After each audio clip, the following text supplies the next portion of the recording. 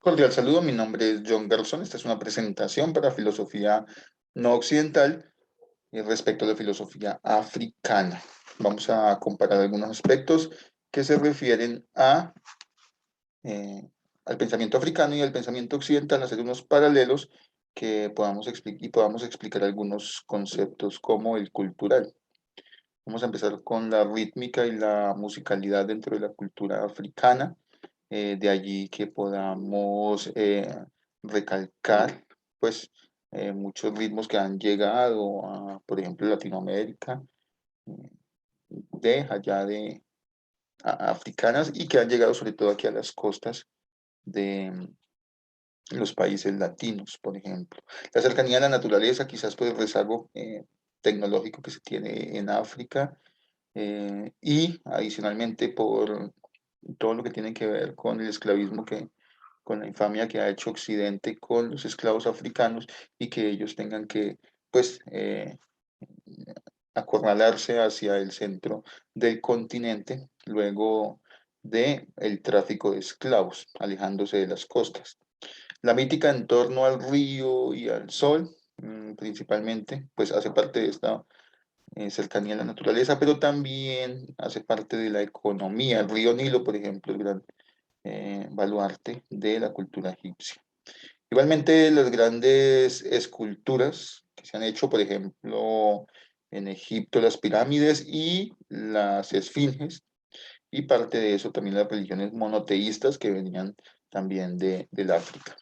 En cuanto al pensamiento occidental, los aspectos culturales podemos recalcar el arte griego, el arte eh, del medioevo y el renacimiento. Digamos que el arte griego se asemeja mucho al arte del renacimiento por el humanismo y pues ese estancamiento que se vio en el medioevo donde se hablaba solamente de la iglesia y pues se vuelve a ese humanismo. En el Renacimiento se vuelven a hacer grandes esculturas en torno al ser humano y ya no en torno a un dios. En el posmodernismo ya es una decadencia ya distinta, ya es del todo vale, ya no es una parte religiosa, sino una parte más de decisiones hacia los discursos que existen y el todo vale dentro de esos discursos. Las religiones monoteístas tienen que ver también con esas religiones que se han forjado como algunas copias del, de Mesopotamia, por ejemplo, donde se han traído pues grandes conceptos de, para las religiones como la cristiana o el judaísmo. En cuanto a los aspectos filosóficos, podemos destacar la religión, el origen del mundo, por ejemplo, sea por el agua, según algunos mitos mesopotámicos. En la ciencia, ya se tiene algún conocimiento matemático, pues que practicaban en ciertas regiones africanas, y allí, o de allí surge también, pues, gran parte del conocimiento que se va a ir a Grecia. Ya en Mesopotamia, por ejemplo, ya se tenían algunas ternas del teorema de Pitágoras, números perfectos que cuadraban con el teorema de Pitágoras, por ejemplo, el 3, el 4 y el 5. 3 por 3, 9, más 4 por 4, 16. 9 más 16 es 25, que la raíz cuadrada de 25 es 5. Y esas tipos de ternas ya se tenían en Mesopotamia. Y pues muy útiles para las construcciones, para diferentes aspectos, sobre todo el pensamiento matemático y pues de la ingeniería de los africanos. Pues uno de los aspectos es que no había formalidad en ese pensamiento, no había sistematicidad, como si lo hubo en el pensamiento occidental. En cuanto a la religión, ya dijimos que se influencia al judaísmo y al cristianismo, y en la ciencia, pues se trae de otras culturas y se sistematiza. Por ejemplo, lo que hace Tales de Mileto, con las comprobaciones que se realizan, y pues ya Pitágoras con su escuela matemática da origen a ciertos conceptos más sistematizados desde axiomas, por ejemplo, lo que hace Euclides.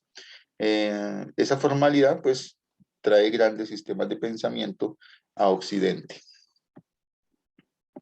Los aspectos antropológicos que podemos mencionar, pues En cuanto a África, que es la cuna de la humanidad, todas las personas tienen su origen en África, y pues también parte de ello la dualidad cuerpo y alma, que también se reportó en África mucho antes que se tomara aquí con el platonismo.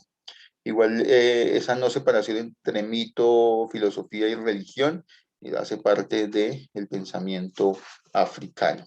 Por otro lado, tenemos aquí en el pensamiento occidental respecto a la antropología, la forma predominante en que han esclavizado y conquistado los pueblos, eh, y pues el occidente se cree que es más completo o mejor o superior que las demás culturas, y eso ha llevado a hacer infamias como la que se hizo con el esclavismo y la conquista, que se hizo incluso a África, que fue una de las grandes víctimas de, de Occidente. La dualidad cuerpo y alma, que también les decía que Platón toma esas ideas de los africanos, y el mito, filosofía y religión va más allá de ese mito y más allá de esa religión para realizar sistemas que incluso van en contra de esas religiones. En cuanto a los aspectos sociales, podemos decir que los africanos tienen un pensamiento, bueno, más que eso, una política monárquica en la gran mayoría de estados, y se ha visto afectada la población, eh, pues por el esclavismo y la colonización que ha hecho Occidente sobre África. En el pensamiento occidental tenemos que es el gran nacimiento de la democracia. Mm, Aunque esa democracia se ha visto obviamente interrumpida, digamos, por las clases sociales que se han visto dentro de cada uno de sus sistemas, que al parecer son democráticos y el pueblo manda, pero pues es donde manda es el sistema económico más que las personas con su voto.